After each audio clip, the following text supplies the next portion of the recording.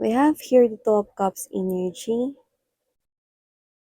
I think someone here is now ready to reciprocate the love. But for some reason, for the gloomy, alam mo yung parang, yung vibe dito, no, with this parang dark violet kind of thing.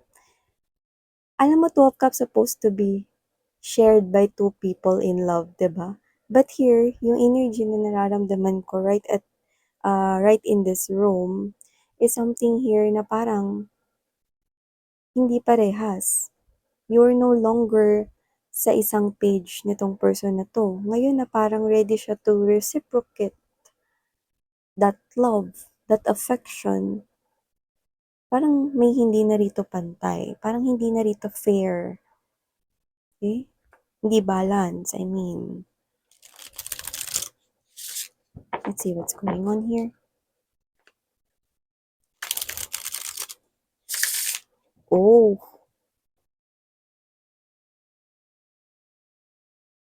maaaring this person here betrayed you, kung ano man yang dahilan na yan. Third party might be someone else. Addictions, okay? Money. So, kanina, no, purplish pa lang, dark purple, pero dito nakita na tayo ng black. So, I think meron dito yung, I'm getting that word mental block, okay? So, meron ditong person na parang hindi niya na alam yung gagawin niya, na may mental block siya rito kasi in-offer niya sa'yo yung love, ready to reciprocate na siya. But at the same time, this person here feels like na parang hindi niya nakukuha yung gusto niya. Okay? So, parang imagine, di ba kapag nagmamahal ka, pag in-offer mo yung cup mo sa kanya, ang pinaka-wini-wish ng heart mo is, maging ganun din yung pakikitungo niya sa'yo, mahalin ka rin niya, di ba ganun? So, parang ganun yung nararamdaman nitong person na to. So, let's see. This person here could have done something wrong with you. Well, that is quite strong.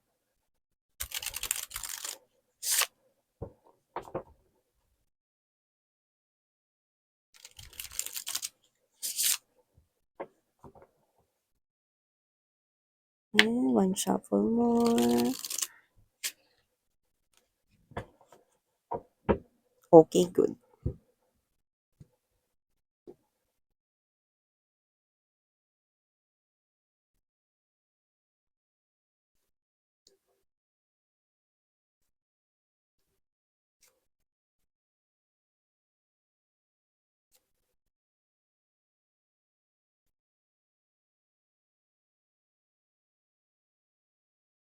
Oh,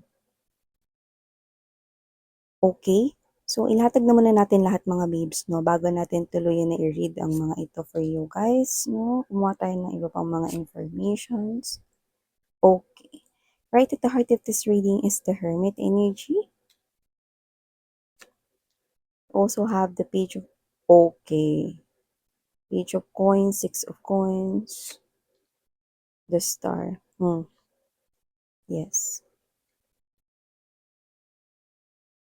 Okay.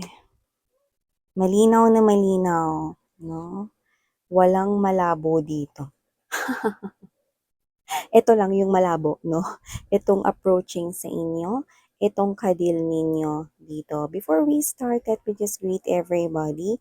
Hi and hello there, new subscribers. Ako po si Yan. Welcome. Tuloy po kayo rito sa aming community. At sa mga retaining subscribers, thank you so much for the warm love and support ang binibigay niyo po sa akin. So wala tayo ditong gender, sweetheart.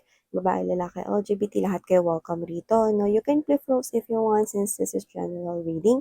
And at the end of the day, you always have your free will, no? Yes, tatlong beses ko inulit yan because, okay, kahit na ito pa yung maging reading ninyo at kahit resonate pa kayo rito, nasa yung mga kamay pa rin, no? Ang free will, kung anong gusto mong gawin patungkol dito. So, yun nga, no? I do see that with this, Four of Cups energy, Six of Cups present here, I do see that there is someone here approaching you. And this person here could possibly high potential your past lover or your ex person here without hesitation coming towards you in a very fast or in a very quick, no? Na parang hindi na talaga siya rito, wala siya sa sarili niya ritong pag-iisip, no? Dahil ang intention niya is makipagbalikan to reconcile here with you. Three of Cups energy is the symbol of that. But this person here, I think you keep on pushing this person here away. Whoever this ex of yours, I think you're pushing this person here away from you. You are being distant, nagiging malayo ka sa kanya, no? May gap yung emotions mo sa kanya. Yun yung nakikita ko rito, no? And this person here feels frustrated, devastated, no? But at the same time, a lot of emotions, a lot of sadness, no? Yung nararamdaman nitong person na to, yun yung nakikita ko rito, no? So, nakikita ko rito na maaaring approach niya kayo rito, no, sa iba't ibang paraan na posibleng hindi niya na ito pag-iisipan, no? Pero nakikita ko rito na may mga instance na lalapit ito sa inyo ng sobrang lasing siya. So, for a lot of you, I'm seeing this person here approaching you, nalasing siya, no?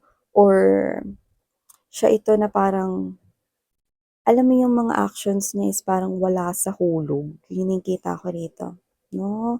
Kasi nga, devastated, frustrated, no? So right at the center of this reading, I think this is your main energy, the Hermit energy. So with this Queen of Swords energy right beside the Hermit and next to this Eight of Swords in reverse, I do see that this is you. Kapag in-approach ka nitong person na to na siya ay parang ganyan, na parang wala siya sa katinoan, no? Kasi nga hindi na siya makapag-isip ng tama at yung iba pa sa kanila, posibleng lasing pag in-approach ka. This is you. Mas nare-realize mo rito yung, ay go, tama talaga yung desisyon ko na iniwan kita at hindi na kita binalikan. Yan, no? So, parang may ganun ka rito, no? Iniwan in a way na hindi ikaw yung naunang mang-iwan. Yun yung pinaka nakukuha ko rito. What I'm getting more likely dun sa sinabi mo na iniwan is that posibleng binitiwan mo siya. Sinukuan mo. Ganun, no? So, posibleng ano man to, kasi nakita ko dito na parang medyo kumapit ka sa kanya ng matagal, no? Kasi may ganito ka na parang, ay, hindi ko akalain, no? Hindi ko alam kung bakit ko nagustuhan tong tao na 'to. Parang ikaw 'to na nagkakaroon ka rito ng pagsisisi na parang, hindi ako makapaniwala na sinali ko 'tong tao na 'to sa mga taong nagustuhan ko before. Ay, ako ata talaga yung wala sa katinoan. Because this is you realizing that, anong nagustuhan ko dito sa tao na 'to? I can't believe it na, ah nagkagusto ko dito sa tao na 'to, hindi ako makapaniwala na minahal ko 'tong tao na 'to at hindi ako makapaniwala na pinatuloy ko siya sa puso ko, pinatuloy ko siya sa buhay ko. Sino ba ang tunay na baliw dito? Ako ata. Wala say, 'no? Ang sinasabi ng maraming tao, love is blind, 'no? Parang yun yung naiisip mo rito na parang, "Ay, ano ba 'to? Hindi ako makapaniwalang nagustuhan ko 'tong person na 'to at naging ex ko siya." 'Yan, 'no? So, I think you are really rejecting this person here big time. Why? Because you are the star. Okay? I think you move on from this person here. Nagising ka na. You're totally awakened by this connection right here that this is not something here that you really want. Nagising ka na kaya binitiwan mo na siya. Nagising ka na kaya hindi mo na siya tinatanggap ulit, no? And this is you are even questioning here yourself. Paano ko nagkagusto sa kanya? Ay, go. And this is you. Eh, ay, di ako makapaniwala nagkagusto ko sa'yo. Yan, no? This person here is approaching you with a lot of fast forward movements, no? Hindi niya na alam yung mga pinagsasabi niya rito dahil sobrang desperado na siya. There are a lot of desperation in this person's energy, and I do not even see even a single love cell na dumadaloy sa yung dugo, no? Or sa yung puso for this person here. So I do see na talagang itong tao na 'to ay naka-move on ka na, matagal na sa kanya, 'no? Pero siya, posibleng hindi siya maka-move on sa desisyon na ginawa mo, Queen of Swords energy right here, 'no, na tuluyan mo na talaga siya ritong binitiwan, 'no? So, siyempre kapagka gano'n, 'no, na pinu-pull back mo yung energy mo, 'no, this person here na sobrang desperado, mas gusto niya rito na gumawa ng mga paraan, 'no, para makabalik kayo sa dati, kung paano kayo dati. Pero yun nga ay isang klase rito 'no ng energy na hindi na nakakapag-isip ng tama. Basta magawa niya lang rito yung goal niya, yung target goal niya na makabalik kayo sa dati 'no. So this person here, maaaring i-approach na kayo nilasing siya na parang, "Uy, collective sorry na," yung mga ganyan 'no. So, I do see that this person here really do not know kung ano na talaga yung ginagawa niya rito at kung gaano na nakakahiya yung ginagawa niya at nakakaabala sa'yo. Pero ano nga bang magagawa mo? Isa lang naman siyang desperate soul na gustong makabalik, 'no, sa iniisip niyang true owner niya, who is you, 'yan. So, I think this person here approaches you, puwede rin naman na kung ano-ano na yung sinasabi niya rito, 'no, and then ikaw ito na gather yourself up. Parang gusto mo sabihin sa kanya rito na mag-focus ka sa life mo. If you really want na pahalagahan yung naging connection natin, then kahit papaano, make me proud. Parang gano'n yung gusto mong sabihin sa kanya, 'no? Parang para naman hindi ko isipin na isang pagsisisi na naging ka-in relationship kita, then gather yourself up. Pull yourself up. Kasi posibleng naapektuhan na rin yung trabaho niya rito. Naapektuhan niya rin yung mga pinagkakakitaan niya, yung negosyo niya, hmm. Kasi wala na nga siya dito sa sarili niya, dahil wala ka na, eh. So, parang sinasabi mo sa kanya rito 'no, na parang kahit papaano bigyan mo ako ng dahilan para hindi ko pagsisihan na minsan kitang nagustuhan or minsan kitang minahal, 'yan. So, maaaring ikaw ito 'no, na yeah, for a lot of you, this person will approach you ng lasing siya. At saka kasi yung iba nagkakaroon ng lakas ng loob kapagka lasing, eh, or nakainom, eh, 'di ba? So nakikita ko dito that this person here, out of desperation, out of frustration, this person here will create here aggressive movements, 'no? And I think yun yung mga words, 'no? Tsaka posibleng umiyak pa nga ito sa harapan mo, 'no? Posibleng manikluhod pa nga ito hindi dahil nakakapanghina ang alak 'no, kundi dahil desperada na talaga siya. At at the end of the day, kahit ganyan pa yung ipakita niya sa'yo rito, 'no, puntahan ka man niya sa bahay ninyo or puntahan ka man niya sa work ninyo, kahit nakakahiya pa at may makakita pa sa paligid ninyong hindi niyo kilala or kakilala man ninyo, I think you will still be nice with your ex. Ex ko pa rin 'to. Gather yourself up, collective. Ex ko pa rin 'to, yan 'no, parang ganun yung sinasabi mo sa sarili mo. And I think with this Page of Pentacles energy, Six of Coins right here, I think you will still ask a little favor from someone that both nakilala kayong dalawa. Baka both friends ninyo or baka both na individual na kakilala ninyo. Okay? I think you will contact here someone na posibleng, hingan mo ng pabor 'no, na pick upin or kunin, sunduin itong person na 'to 'no, sa workplace mo or dun sa home mo or sa house ninyo, 'yan 'no.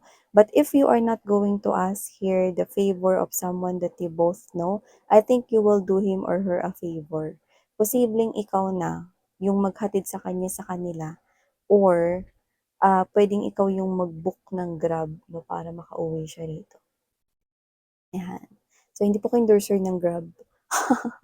But I think that is one of, the safest way 'no, na para, makarating siya dun talaga sa kanilang bahay or sa bahay niya, 'yan 'no. So, I do see that this person here is somewhat really desperate, very eager 'no, na makipagbalikan sa'yo, that's why naglalasing siya rito. So, malakas ang potensyal na magpakita ito at, i-approach kayo 'no, nang siya ay nakainom, lasing 'no, para magkaroon na rito ng sapat na lakas ng loob na i-approach kayo. Pero ikaw, wala na talaga dito yung kahit na 0.01% na love para sa kanya. Ang gusto mo na lang is ayusin niya rito yung buhay niya, ang gusto mo na lang rito ay mag-focus siya rito sa sarili niyang healing, kasi naka-move on ka na. This is you, you're not going back with this person here, pero you are someone here na alam mo na nagkaroon pa rin kayong dalawa ng history. So, concern ka pa rin sa kanya at ayaw mo siyang matulog sa kalsada or ayaw mo siya ritong mapahamak, 'no? So, I think you will still show 'no, yung human nature 'no, ng pagiging kind sa yung ex 'no. Ex ko pa rin 'to, hindi ko nga alam kung ba't ko 'to nagustuhan pero ayoko pa rin 'to magpatulog-tulog sa kalsada, ayoko pa rin 'to mapahamak, 'yan 'no. So, I think you will do this person here a favor, okay, and I think, you are showing here your concerned side 'no, not because you love him, wala ka ng love sa kanya 'no, but because you are doing this because you think yun yung tamang gawin. Yes, tama yun mga babes 'no.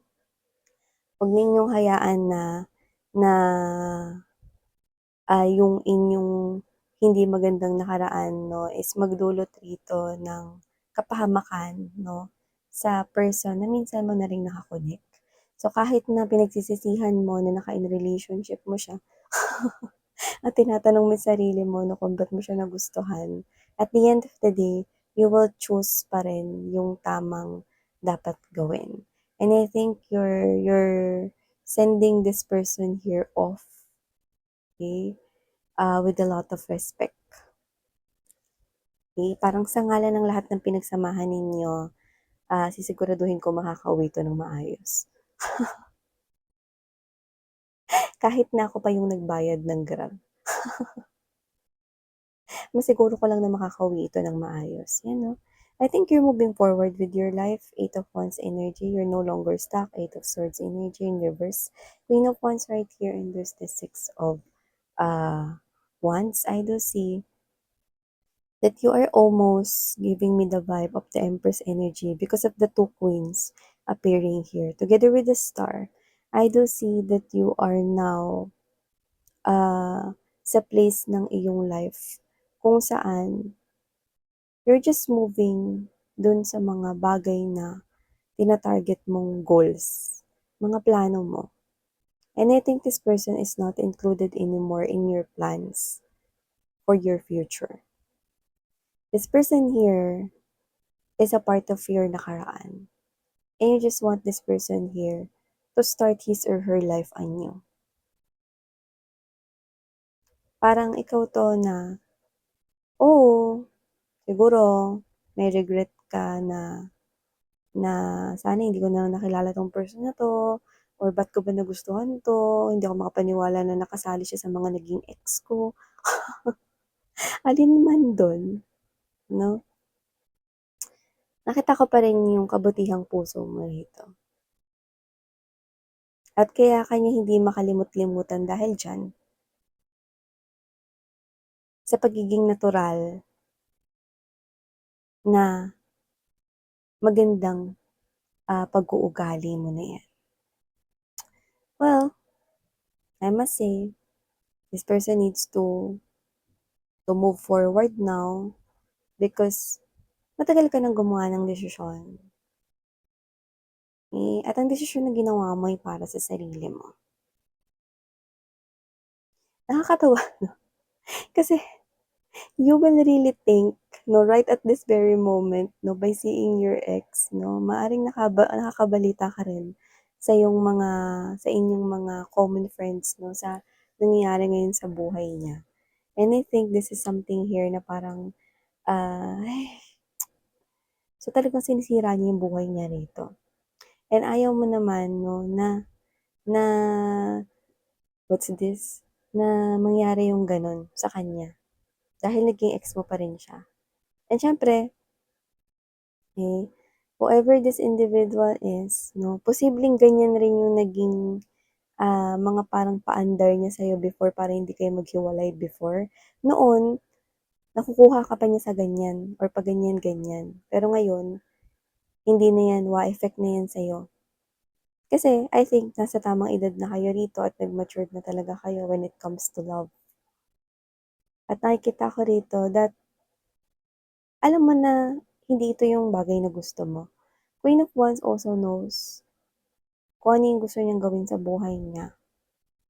Yung siguradong gusto niyang gawin sa buhay niya. At dito nakikita ko na you're sending this person here off. But you're wishing na maayos niya rito yung buhay niya. Once again. But this time, hindi ka nakasali dun. Yan. So I think, prepare yourself pa rin, no? Kasi someone here will approach you and it is your ex. Okay? And I'm seeing people na makaka-witness nito. So I think, halo-halo nito, pwedeng random or strangers yung makakita nitong situation na 'to or yung mga tao sa paligid mo like mga katrabaho, mga kasama mo sa lunch or family members, mga kapitbahay. Yan, mawi-witness nila ito. Okay? So, ito yung mga nakuha nating mensahe here for you guys. Thank you so much for your time here in Saranghayo Love and Light. Muli ako po si Yan. Saranghayo. Annyeong.